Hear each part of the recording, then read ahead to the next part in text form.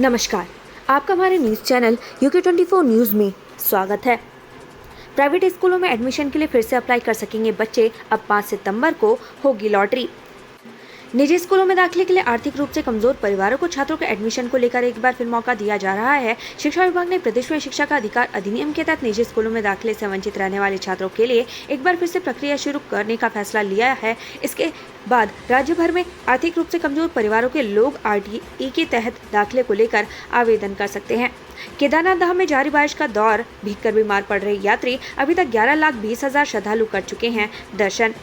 केदारनाथ धाम में लगातार बारिश का दौर जारी है, जिससे श्रद्धालुओं को काफी परेशानी का सामना करना पड़ रहा है। वहीं केदारनाथ में श्रद्धालु भारी बारिश होने से भीगकर धाम पहुंचे हैं, जिस कारण उनकी तबीयत बिगड़ रही है। वहीं DDRF और SDRF के जवान श्रद्धालुओं को तत्काल चिकित्सा सुविधा मुहैया करवा रहे हैं, जिससे श्रद्धालु को इलाज के लिए भटकना नहीं पड़ रहा। गौला नदी के भूकटाव से खतरे की जद में रेलवे लाइन प्रशासन अधिकारियों ने किया निरीक्षण। हल्द्वानी में हर साल गौला नदी उफान पर आने से भूकटाव की स्थिति बनी रहती है, जिसको देखते हुए विभाग समय रहते इस समस्या से निपटने की कार्रवाई में जुट गया है। हल्द्वानी में रेलवे स्टेशन के पास रेलवे लाइन को गौला नदी के भूकटाव से खतरे की जद में है, जिसको लेकर आवश्यक कार्रवाई की जा रही है।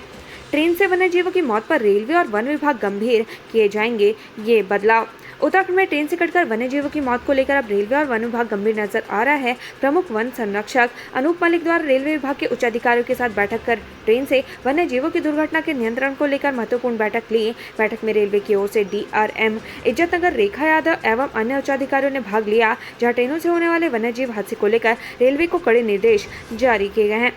कलंकित हुआ रिश्ता, पिता ने नाबालिग बेटी को बनाया हवस का शिकार। शिकायत लेकर थाने पहुंची मां।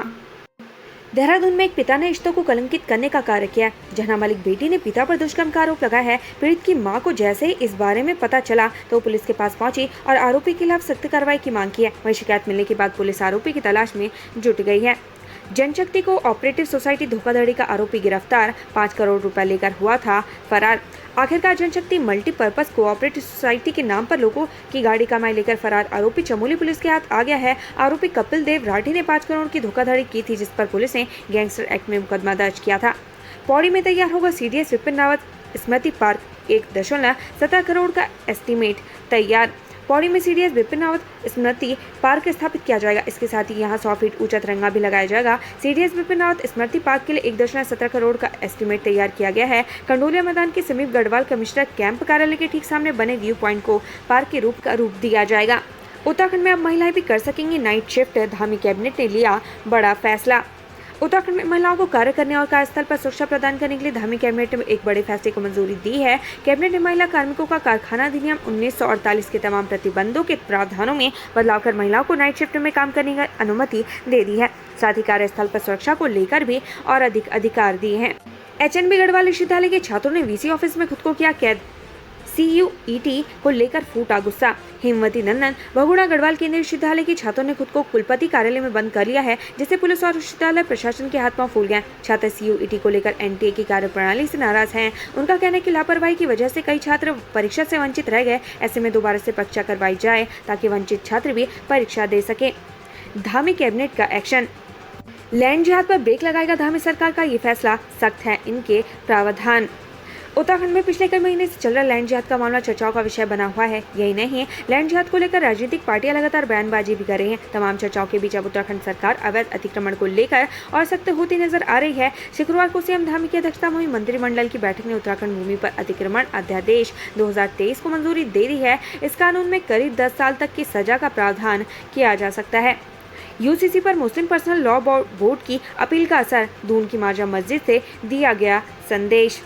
यूनिफॉर्म सिविल कोड को लेकर all India Muslim personal law board ने मुस्लिम समुदाय को इसका विरोध करने की अपील की। इसका असर देहरादून की मस्जिदों में दिखाई दिया। देहरादून की माजा मस्जिद में दिन की नमाज से पहले नमाजियों को यूनिफॉर्म सिविल कोड के बारे में बताया गया। समान नागरिक संहिता के विरोध में अपना पक्ष रखने के लिए कहा गया। इसमें मुस्लिम पर्सनल लॉ बोर्ड ने देश में UGC की जरूरत नहीं होने की बात कही। उसको लेकर देश भर में मुसलमानों को इसके बारे में जानकारी देने के लिए भी कहा है। टिहरी से नाबालिग लड़की को भगाया, फिर किया रेप, अब भुगतनी होगी 20 साल की सजा। टिहरी में नाबालिग लड़की को भगाने फिर रेप करने वाले आरोपी को कोर्ट ने सजा सुना दी है। कोर्ट ने सहारनपुर के आरोपी मेहरबान को 20 साल के कठोर कारावास की सजा सुनाई है। आरोपी ने 15 साल की नेपाली मूल की लड़की को अपना हवस का शिकार बनाया था। केशव के लिए काल बनी अलकनंदा नदी में नहाते हुए डूबा।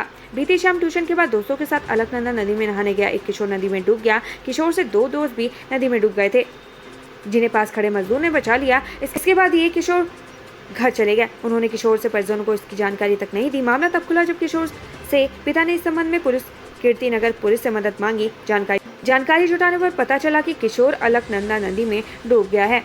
मौसम से सावधान, 10 जुलाई तक बारिश का रेड अलर्ट। कई जिलों में बिगड़ सकते हैं हालात। हिमालयी क्षेत्रों में पर्यटकों के जाने पर लगी रोक। उत्तराखंड में मौसम विभाग ने एक बार फिर से 10 जुलाई तक पूरे प्रदेश में रेड अलर्ट जारी किया है। मौसम विभाग ने चेतावनी देते हुए कहा कि आने वाले 3 दिनों में उत्तराखंड में सबसे मानसून की बारिश हो सकती है, लिहाजा जिला प्रशासन अपने अपने क्षेत्रों में सतर्कता बनाए रखें। इसके साथ ही लोगों से अपील की गई है कि जरूरत के समय ही घर से बाहर निकले। नदी नालों से दूर रहने के निर्देश भी लोगों को दिए गए हैं। मौसम विभाग ने देहरादून, हरिद्वार, उधम सिंह नगर, नैनीताल, अल्मोड़ा में सबसे अधिक बारिश होने की संभावना जताई है।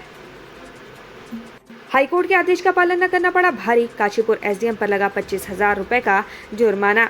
पूर्व के आदेश का पालन न करने पर काशीपुर एसडीएम के ऊपर 25,000 का जुर्माना लगाया गया है। इतना ही नहीं, हर हाल में उन्हें 20 जुलाई को कोर्ट में पेश भी होना पड़ेगा। पूरा मामला काशीपुर में बरखेड़ा पांडिक गांव की सीलिंग भूमि से जुड़ा है। क्लिनिकल एस्टेब्लिशमेंट एक्ट को मंजूरी, भूमि अतिक्रमण पर लगेगी रोक। मुख्यमंत्री पुष्कर सिंह धामी की अध्यक्षता में सचिवालय में सुबह 11 बजे से कैबिनेट की बैठक हुई। बैठक में कुल 33 प्रस्तावों पर चर्चा हुई। मसूरी स्थित सर जॉर्ज एवरेस्ट हाउस को लेकर फैसला लिया गया। वहीं बैठक में उत्तराखंड क्लिनिकल एस्टेब्लिशमेंट एक्ट को मंजूरी मिल गई है। साथ ही नगर एवं ग्राम नियोजन विभाग में 245 पदों की स्वीकृति मिल गई है। साथ ही प्रदेश के विकास के लिए कई अन्य योजनाओं पर चर्चा के बाद मुहर लगी है। उत्तराखंड ग्लोबल इन्वेस्टर समिट, अगस्त में होगा ग्लोबल इन्वेस्टर समिट। देश भर में होंगे रोड शो। कार्यक्रम में पीएम मोदी के आने की उम्मीद। उत्तराखंड में एक बार फिर से इन्वेस्टर समिट होने जा रहा है। इस बार धामी सरकार ग्लोबल इन्वेस्टर समिट के नाम से यह मेगा इवेंट दिसंबर में करवाने जा रही है, जिसमें पीएम मोदी भी शामिल हो सकते हैं। इसके तहत 9 रोड शो होंगे। इस बार 30,000 करोड़ की योजनाओं की ग्राउंडिंग का लक्ष्य रखा गया है, यानी इस बार MOU तक ही समिट को सीमित नहीं रखा जाएगा, बल्कि 25 से 30,000 करोड़ के प्रोजेक्ट को धरातल पर उतारा जाएगा, ताकि प्रदेश की तरक्की के साथ लोगों को रोजगार भी मिल सके। कैबिनेट का हुआ विस्तार तो धड़ाम से गिर जाएगी धामी की सरकार, हरीश रावत। धामी मंत्रिमंडल के विस्तार को लेकर चर्चाएं जोरों शोरों से चल रही हैं। इस बीच धामी मंत्रिमंडल विस्तार को लेकर पूर्व मुख्यमंत्री हरीश रावत ने एक बड़ा बयान दिया है। हरीश रावत ने कहा कि अगर धामी सरकार ने मंत्रिमंडल विस्तार किया तो सरकार धड़ाम से गिर जाएगी। यही वजह है कि अभी तक मंत्रिमंडल का विस्तार नहीं हो पाया है। ऐसे में जो उन्हें मंत्रिमंडल न विस्तार करने की सलाह दे रहा है वह उन्हें सही सिखा रहा है। उत्तराखंड कांग्रेस ने फूका पीएम मोदी का पुतला, सरकार को जमकर घेरा। गुजरात हाईकोर्ट ने आज पीएम मोदी सरनेम मामले में राहुल गांधी को झटका दिया है। गुजरात हाईकोर्ट ने राहुल गांधी की सजा पर रोक लगाने से इनकार कर दिया है। गुजरात हाईकोर्ट के फैसले के बाद कांग्रेस कार्यकर्ताओं ने भाजपा पर निशाना साधा है। कांग्रेस कार्यकर्ताओं ने मोदी सरकार पर तानाशाही रवैया अपनाने का आरोप लगाया है। कांग्रेस ने कहा, मोदी सरकार राहुल गांधी को जानबूझकर निशाना बना रही है। देहरादून में कांग्रेस कार्यकर्ताओं ने प्रधानमंत्री मोदी का पुतला भी दहन किया। हरिद्वार में 8 क्विंटल नकली पनीर बरामद, कांवड़ मेले में खपाने की थी तैयारी। हरिद्वार में कांवड़ मेला शुरू होते ही मिलावटखोर भी सक्रिय हो गए हैं। यही वजह है कि आए दिन नकली पदार्थ की बरामदगी हो रही है। कल खाद्य सुरक्षा विभाग की टीम ने 8 क्विंटल मिलावटी पनीर पकड़ा, जिसे टीम ने नष्ट कर दिया। साथ ही सैंपल को जाँच के लिए भेज दिया है। 4 धाम यात्रा, पिछले साल के मुकाबले इस साल कमर्शियल वाहन से जाने वाले यात्रियों का बड़ा आंकड़ा। परिवहन विभाग द्वारा जारी ग्रीन कार्ड के वाहनों से पिछले साल के मुकाबले इस साल ज्यादा यात्रियों ने 4 धाम यात्रा की है। आरटीओ के अनुसार पिछले साल 6 महीने में कुल कमर्शियल गाड़ियों का ग्रीन कार्ड 20,300 ही बने थे, लेकिन इस बार 3 महीने में कमर्शियल गाड़ियों के ग्रीन कार्ड 23,000 से ज्यादा बन चुके हैं। सिटी बस महासंघ के अध्यक्ष ने परिवहन विभाग के अधिकारी पर लगाए गंभीर आरोप। आरटीओ ने साबित करने के लिए भेजा नोटिस। देहरादून सिटी बस महासंघ के अध्यक्ष और RTI एक्टिविस्ट विजय वर्धन डंडरियाल व आरटीओ सुनील शर्मा के बीच आरोप प्रत्यारोप का दौर जारी है। दरअसल विजय वर्धन डंडरियाल ने आरटीओ सुनील शर्मा पर करोड़ रुपए के राजस्व को नुकसान पहुंचाने का आरोप लगाया है। वहीं विजय वर्धन डंडरियाल के आरोप पर आरटीओ सुनील शर्मा ने उन्हें लीगल नोटिस भेजा है। साथ ही उनसे स्पष्टीकरण भी मांगा गया है।